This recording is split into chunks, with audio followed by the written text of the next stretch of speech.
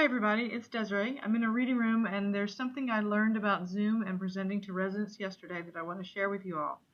So let's say that you've got your PowerPoint opened up, you're in the Zoom, you're sharing your screen, and you want the students to be able to mark something on a slide.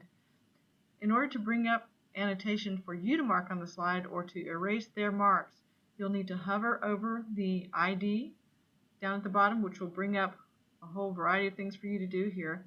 But if you go to annotate and just click on that, that brings up your annotation bar. And you can move this.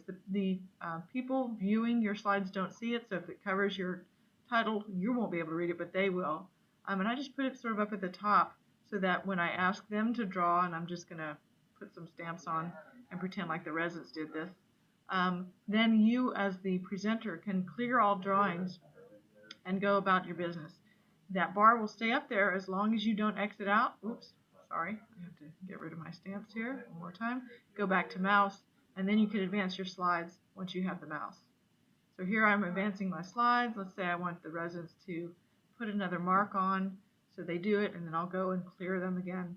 If you want to get rid of this bar, you just hit the X, but remember to bring it back up, you'll have to hover over the ID, click annotate, click it to get it to come up. I hope that helps you, and the residents are looking forward to all of your lectures. Thanks.